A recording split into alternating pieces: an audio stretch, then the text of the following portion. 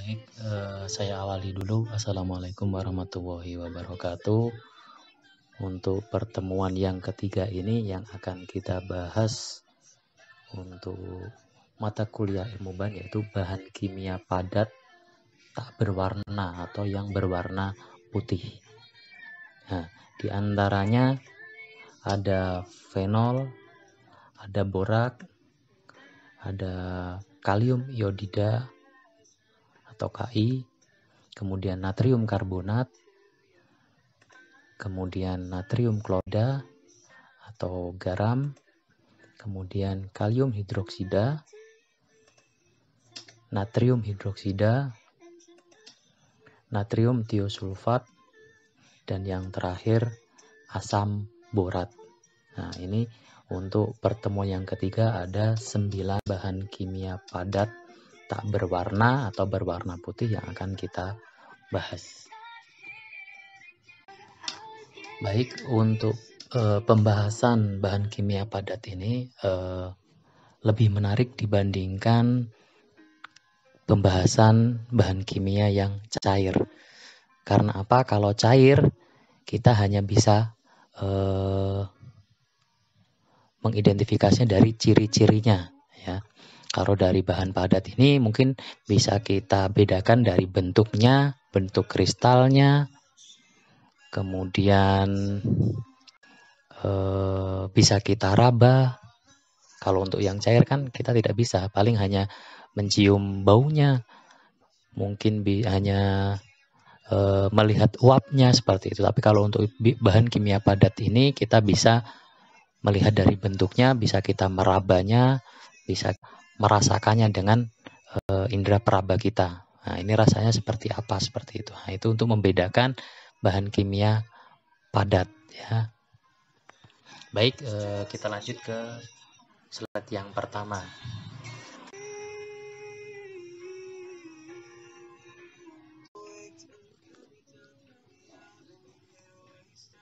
Baik, yang pertama yaitu fenol, ya, atau nama lainnya yaitu hidroksibenzena atau asam karbolat. Rumusnya C6H5OH, ya. Nah, seperti yang ada di slide, dia merupakan hablur atau kristal yang tidak berwarna dan berbau khas, berbentuk jarum, ya, mencair apabila dia terkena cahaya atau mungkin terkena panas, dan dia bisa mencair apabila terdapat air di dalamnya, ya, walaupun airnya itu sedikit, kurang lebih ya 10%. Ya. Untuk sifatnya sendiri, fenol ini larut dalam air, sangat mudah larut dalam etanol, dalam gliserin, dan dalam klorofon dan ether, ya. Jadi untuk fenol ini dia aslinya itu tidak berwarna, tapi apabila terkena udara maka warnanya akan berubah menjadi warna jambu muda, atau bisa kita lihat di lab itu biasanya dia akan berwarna coklat kemerahan, dan apabila terlalu lama kontak dengan udara dia akan menjadi warna gelap seperti warna iodium, ya, seperti warna iodium atau warna brom, coklat gelap. Nah, fenol ini sangat berbahaya, sama bahayanya dengan asam sulfat. Apabila terkena kulit kita akan melepuh, akan terbakar, ya. Fenol yang terkonsentrasi dapat mengakibatkan pembakaran kimiawi pada kulit yang terbuka. Nah, makanya harus hati-hati apabila kita di laboratorium berhadapan langsung dengan fenol yang murni atau yang pekat, ya, seperti itu. Nah, kegunaan fenol ini biasanya digunakan sebagai antiseptik, sebagai pembersih lantai dan sebagainya, ya. Kalau dalam industri farmasi biasanya itu sebagai bahan pembuatan obat, ya. Seperti produksi aspirin, pembasmi rumput liar dan lainnya, ya. Nah, pembasmi rumput liar ini biasanya kita bikin larutan, nanti kita semprotkan ke lapangan atau ke halaman yang banyak rumputnya. Seperti itu. Nah, untuk penyimpanannya sendiri ini harus disimpan di dalam wadah bertutup rapat dan tidak tembus cahaya. Jadi kalau bisa harus di wadah botol coklat. Itu sedikit penjelasan untuk bahan fenol, ya. Diingat-ingat ada nama lainnya, ada rumusnya. Kristalnya dia tidak berwarna. Dia berbentuk kristal tidak berwarna dan biasanya itu dia berbentuk seperti jarum. Nah, itu harus diingat, ya. Jadi nanti pada saat kuis atau pada saat ujian bisa menjawab seperti itu. Baik, kita lanjut ke slide berikutnya. Baik, bahan selanjutnya yaitu borak. Mempunyai nama lain natrium tetraborat atau sodium tetraborat dekahidrat, ya. Sodium tetraborat dekahidrat. Dikatakan dekahidrat karena dia mempunyai 10 H2O, ya, mempunyai 10 hidrat, 10 kandungan air seperti itu, ya. Nah, gambarnya bisa dilihat di slide. Dia kalau dalam bentuk bongkahan dia akan seperti batu kapur, ya. Batu kapur. Nah, kalau ditumbuk dia akan seperti serbuk putih yang ada di atasnya itu, ya. Dia berwarna putih, berbentuk serbuk, ya. Berbentuk hablur dan dia tidak halus.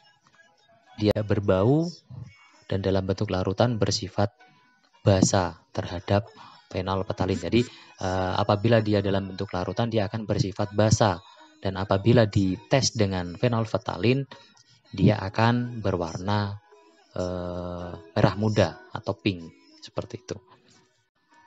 Nah, untuk kelarutannya itu larut dalam air, mudah larut dalam air mendidih dan dalam gliserin, tidak larut dalam etanol, ya. Jadi dia mudah larut dengan air, apalagi dengan air yang mendidih dan tidak larut dalam etanol. Nah, biasanya kegunaannya ini kalau dalam industri digunakan untuk penyamakan kulit yang berfungsi untuk pengendapan kalsium. Jadi di dalam kulit itu banyak unsur kalsium. Itu akan diendapkan atau akan ditarik menggunakan borak ini. Makanya dia nanti kalsiumnya akan ketarik, akan mengendap di dalam larutan pencucinya. Nah, kulit yang kita samak dia akan lebih awet, tidak rapuh seperti itu. Nah, dalam industri lain borak ini menjadi bahan solder, bahan pembersih, bahan pengawet kayu, antiseptik kayu, dan pengontrol kecoa atau pembasmi kecoa itu. Nah, jadi borak selain digunakan untuk penyamakan kulit, itu bisa digunakan sebagai bahan pembersih, bahan pengawet yaitu pengawet kayu, kemudian antiseptik, jadi menghilangkan bakteri-bakteri yang ada di kayu atau mungkin mikroorganisme yang ada di kayu, biar kayu lebih awet, ya, tidak rayapan seperti itu, ya. Nah, untuk penyimpanan sendiri untuk borak ini disimpan di dalam wadah yang bertutup rapat. Nah, itu untuk borak. Nah, biasanya kalau di kalangan masyarakat banyak borak disalahgunakan, ya, sebagai bahan tambahan makanan, ya, sebagai pengental dan lain sebagainya ya. Biar baksonya enak, biar baksonya keempukannya itu pas seperti itu. Nah, itu tidak boleh. Karena apa? Sedikit pun borak dalam makanan itu tidak diperbolehkan. Karena apa? Ini akan mempunyai efek toksik kepada tubuh manusia seperti itu. Baik, kita lanjut ke slide berikutnya.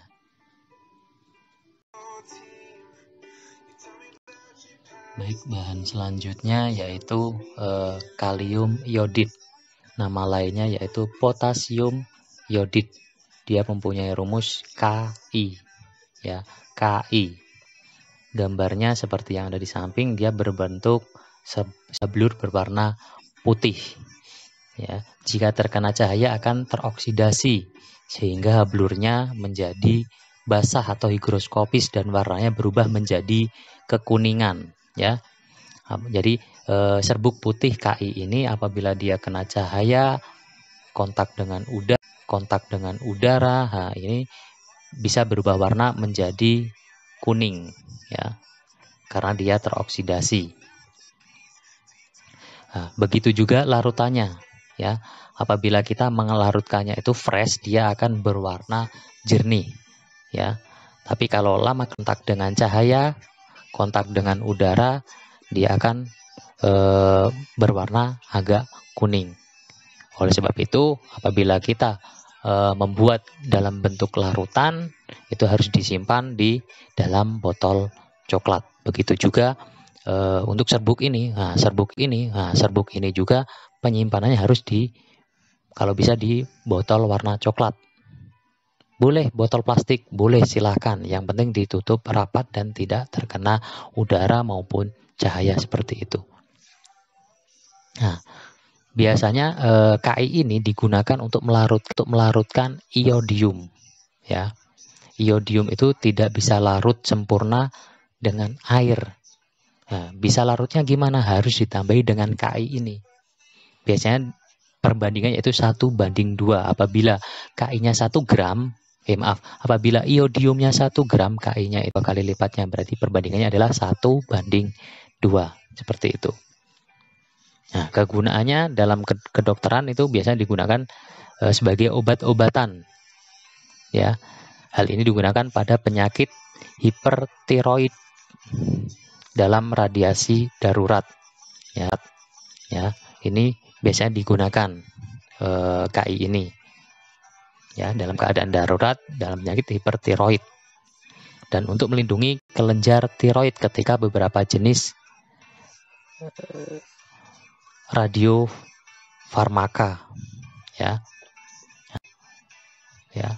Apabila ada penyakit berhubungan dengan tiroid dalam keadaan darurat, Ki ini bisa digunakan. Selain itu juga digunakan untuk mengobati sporotrikosis dan fikomikosis pada kulit, ya. Ini jamur, ya. Mungkin nanti bisa mempelajari lebih dalamnya lagi apabila udah dapat mata kuliah mikrobiologi yang tentang jamur.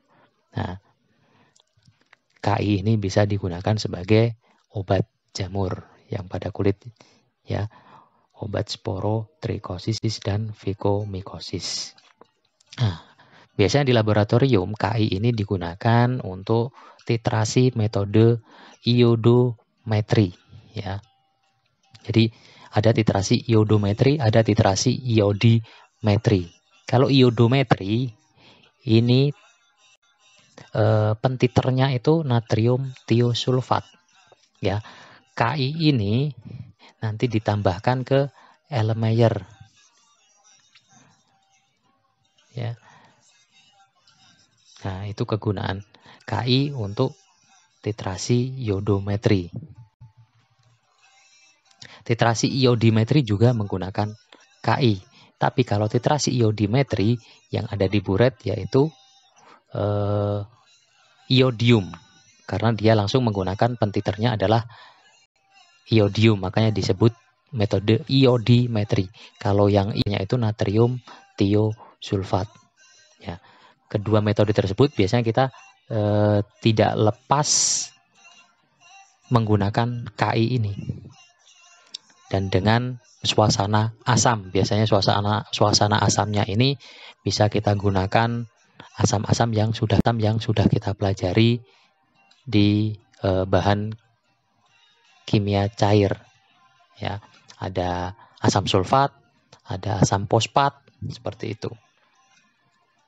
Nah, untuk penyimpanannya sendiri, karena dia tidak boleh terkena cahaya, tidak boleh kontak dengan udara, makanya harus disimpan dalam wadah bertutup baik, rapat, ya. Kalau bisa yang botol coklat. Kalau nggak bisa, botol plastik nggak apa-apa, yang penting penutupannya ini rapat. Kalau nggak rapat, yaitu nanti dia akan kontak dengan kelembaban udara atau kontak dengan udara dan cahaya berubah menjadi kuning. Kalau dia udah berubah menjadi kuning, pada saat kita nanti menggunakan untuk titrasi iodo atau iodimetri, nanti dia tidak akan mengalami perubahan seperti itu. Ya, itu tentang kalium iodid atau KI. Baik, kita lanjut ke slide berikutnya. Baik, bahan selanjutnya yaitu natrium karbonat. Nama lainnya yaitu sodium karbonat atau soda abu. Rumusnya Na2CO3 atau Na2CO3 10H2O. Ya. Nah, ini dia berbentuk serbuk hablur berwarna putih,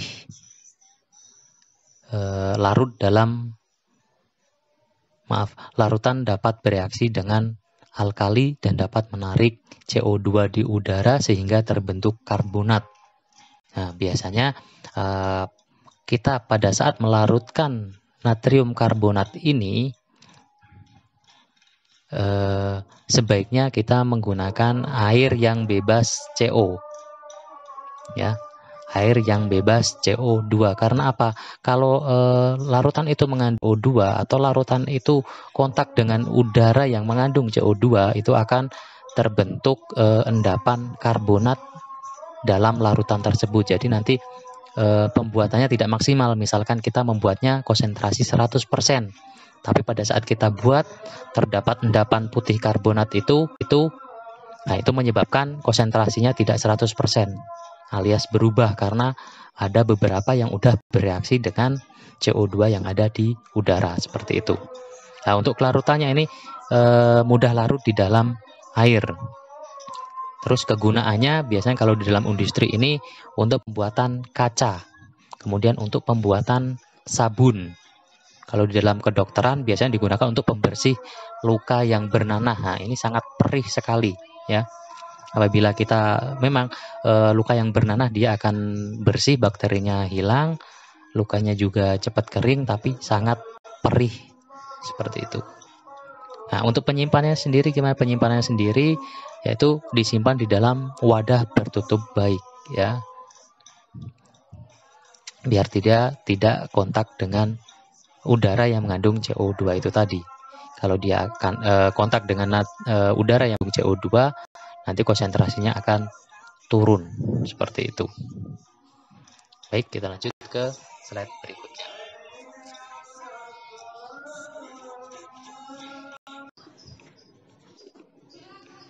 Untuk bahan selanjutnya yaitu natrium klorida atau nama lainnya yaitu sodium klorida atau garam dapur. Rumusnya yaitu NaCl. Ya. Untuk garam murninya itu berupa hablur halus berbentuk-bentuk kubus, ya, seperti gambar di samping, ya. Itu bentuk murninya. Tapi untuk biasanya kita jumpai dalam bentuk teknis itu berwarna putih, ya, rasanya asin. Ya. Nah, untuk kelarutannya itu mudah larut di dalam air, dalam gliserin dan sukar larut dalam etanol. Kegunaannya sendiri biasanya digunakan untuk bahan pembuat sabun, ya. NaCl ini digunakan untuk pembuatan sabun.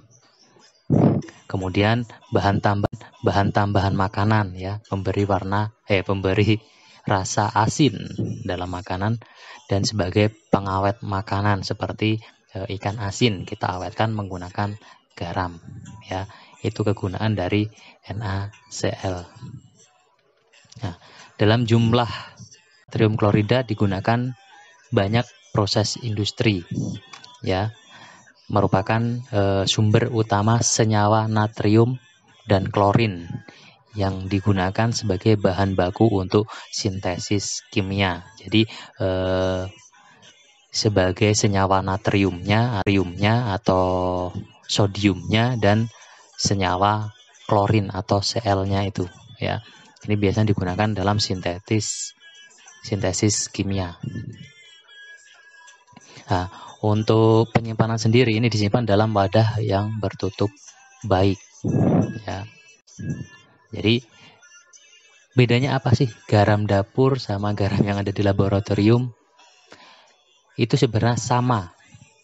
Bedanya hanya pH dan teknis. Kalau sama-sama misalkan di laboratorium adanya teknis, sama nggak sih sama garam dapur yang ada di dapur? Sama. Bedanya apa? Harganya mahal. Apa yang menyebabkan harganya mahal? Ya, garam dapur harganya murah, 3.000 kita udah dapat banyak. Tapi kalau untuk yang di laboratorium itu harganya untuk yang teknis sendiri puluhan ribu atau di atas 10.000, ya. Nah, bedanya apa sih? Bedanya kenapa yang di laboratorium itu mahal? Karena di laboratorium itu bahan garamnya ini dianalisis terlebih dahulu, terutama yang PA. PA ini lebih mahal lagi. Karena apa?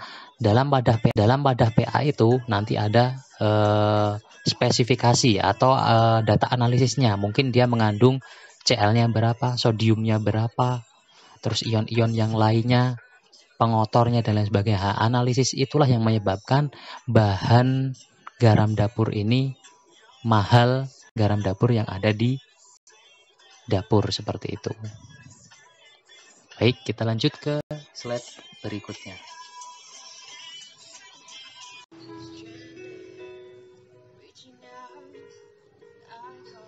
Bahan selanjutnya yaitu kalium hidroksida atau nama lainnya yaitu potasium hidroksida. Rumusnya yaitu KOH. Ya.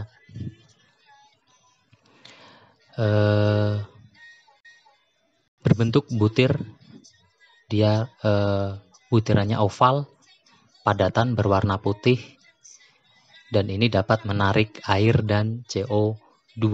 Jadi apabila dia berada di udara bebas seperti ini, dia akan menarik air atau kelembapan udara dan dia bersifat higroskopis, ya. Sebentar aja di ruangan terbuka dia akan berubah menjadi cairan karena dia menyerap udara atau menyerap air sehingga higroskopis, ya. Bila dicairkan akan berupa cairan menyerupai minyak, ya. Dia berupa cairan apabila dicairkan atau mungkin dia higroskopis karena udara didiamin dia akan mencair. Nah, cairan ini akan berwarna jernih dan kental menyerupai minyak. Nah, untuk kelarutannya ini larut di dalam air. Dan ingat untuk KOH ini juga sensitif apabila kena kulit kita, ya. Dapat merusak kulit hingga menjadi licin. Jadi apabila terkena kulit, mungkin bisa jadi kulit kita nanti akan perih dan licin seperti sabun, ya. Nah, lebih kuat dari NaOH. Jadi KOH ini hampir sama dengan NaOH. Tapi KOH dia mempunyai KOH ini lebih kuat daripada NaOH. Dan dari harganya pun mahalan KOH daripada NaOH. Bentuknya gimana? Bentuknya hampir sama. Bedanya gimana? Kalau KOH dia butirannya oval, tapi kalau NaOH dia butirannya itu benar-benar bulat seperti itu. Nah, kegunaannya ini biasanya baik di industri maupun di lab kita sering praktek, biasanya digunakan untuk pembuatan sabun. Biasanya kalau KOH ini sabun cair atau sabun lunak. kemudian untuk pembuatan bahan kaca, kemudian sebagai reaksi di laboratorium, mungkin sebagai titrasi penentuan minyak, baik itu dalam bilangan asam atau mungkin asam lemak bebasnya, seperti itu ya, dalam penentuan minyak goreng terutama ya. Dan biasanya kalau di lab juga sebagai pemberi suasana basah, misalkan kita membuat media atau membuat larutan kurang basah, bisa ditambahkan KOH ataupun NaOH, seperti itu. Nah, untuk penyimpanan ini disimpan di dalam wadah bertutup rapat karena dia bersifat higroskopis, dia menyerap air atau menarik air dan CO2 yang ada di udara. Nah, untuk KOH ini sama dengan natrium karbonat, sama dengan NaOH. Untuk melarutkannya itu harus menggunakan aqueous atau air yang bebas CO2. Karena apa? Kalau mengandung CO2, ini nanti dalam larutan akan muncul endapan putih ya, endapan karbonat yang akan mempengaruhi kadar yang larutan yang akan kita buat, seperti itu. Ya, jadi harus diingat-ingat untuk NaOH, KOH, natrium karbonat. Nah, ini terus tiosulfat. Bahan-bahan itu harus benar-benar diingat. Mana aja yang dia itu bisa bereaksi dengan CO2 di udara. Nah, apabila dia mudah bereaksi dengan CO2, pelarutannya ini kalau kita membuat larutannya harus menggunakan aqueous yang bebas CO2. Seperti itu. Lanjut ke slide berikutnya.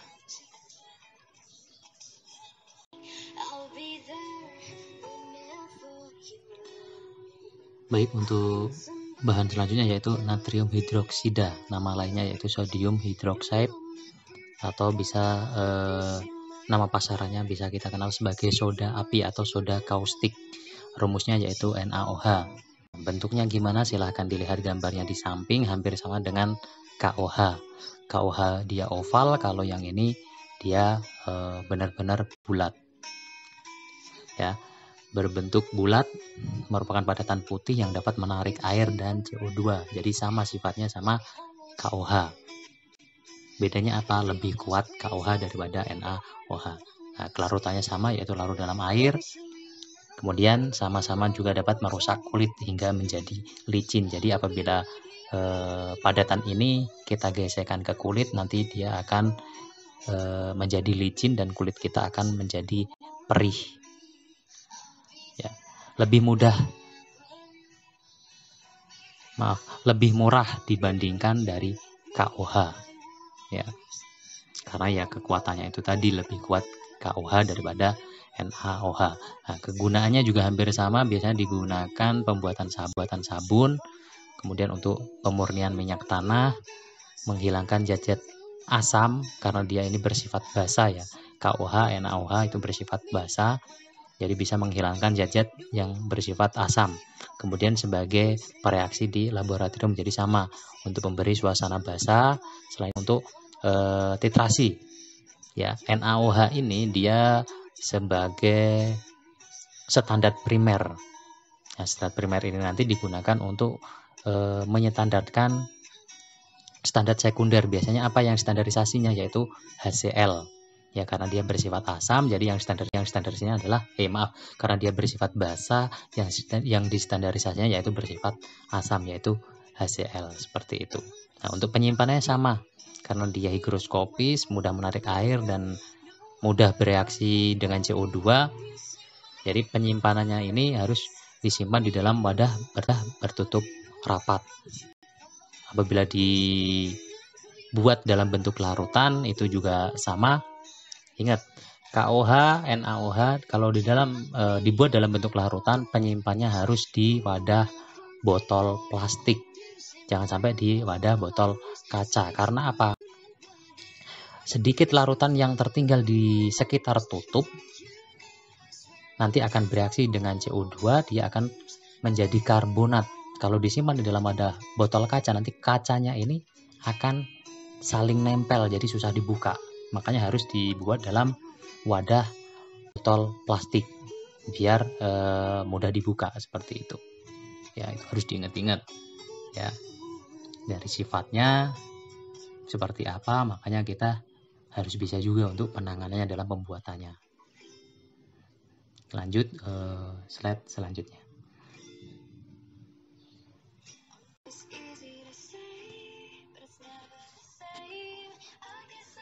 Bahan selanjutnya yaitu natrium tiosulfat atau nama lainnya yaitu sodium tiosulfat, rumusnya Na2S2O3 5H2O. Ya. Bentuknya dia padat, tidak berwarna. Biasanya dalam bentuknya itu persegi besar-besar, panjang. Ya, apabila dipanaskan akan mudah larut di dalam air. Tidak larut di dalam etanol. Di laboratorium biasanya digunakan untuk bahan peniter, yaitu tadi dalam titrasi iodometri. Ya. Senyawa ini digunakan sebagai antidot bagi keracunan sianida. Nah, untuk yang keracunan sianida bisa cepat ditangani dengan ini senyawa antidot dari natrium tiosulfat. Senyawa ini digunakan dalam pengobatan klasifikasi dalam pasien hemodialisis penyakit ginjal stadium akhir. Terus biasanya digunakan untuk penyakit kurap, ya, mungkin apa itu kutu air. Nah, seperti itu. Ini bisa digunakan natrium tiosulfat sebagai agen anti jamur, ya. Biasanya untuk yang di kaki itu. Ada yang kutu air seperti itu, ada yang kurap. Itu bisa menggunakan natrium tiosulfat. Nah, pembuatannya ini sama, apabila dia dibuat dalam bentuk cairan, ini harus disimpan di wadah botol plastik dan menggunakan pelarutnya yaitu air atau aquades yang bebas CO2. Karena apa? Untuk bahan-bahan tadi NaOH, KOH, natrium tiosulfat, apabila tidak digunakan aquades bebas CO2, nanti larutan yang kita bikin ini akan terdapat endapan putih di bawahnya. Nah, itu akan mengurangi konsentrasi dari larutan. Makanya harus diperhatikan bahan-bahan yang bisa bereaksi dengan CO2. Untuk penyimpanan yaitu penyimpanan dalam wadah bertutup rapat. Seperti itu. Baik, kita lanjut ke slide selanjutnya.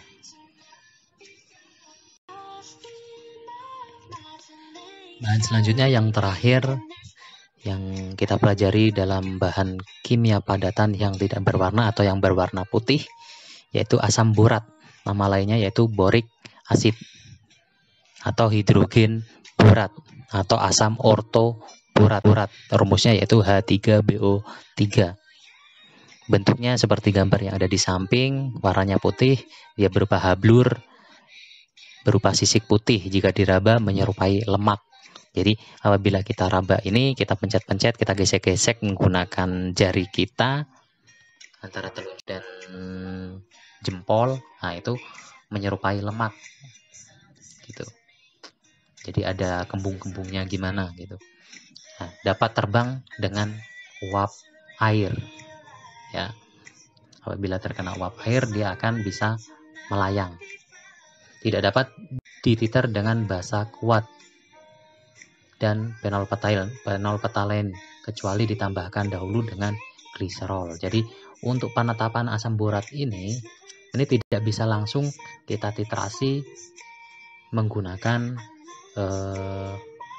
basa kuat seperti NaOH tadi. Nah, itu tidak bisa.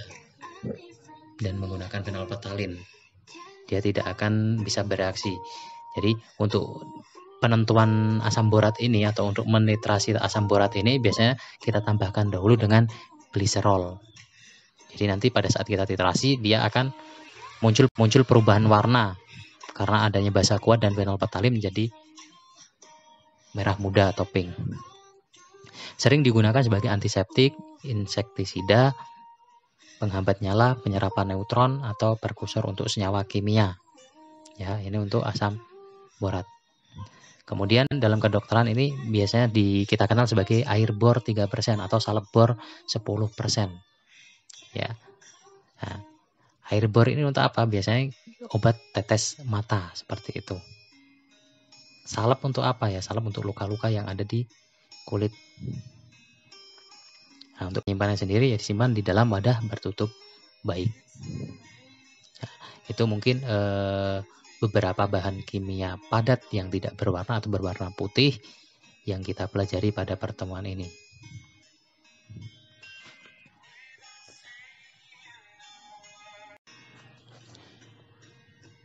Baik, itu beberapa bahan padatan yang kita pelajari dalam pertemuan ini.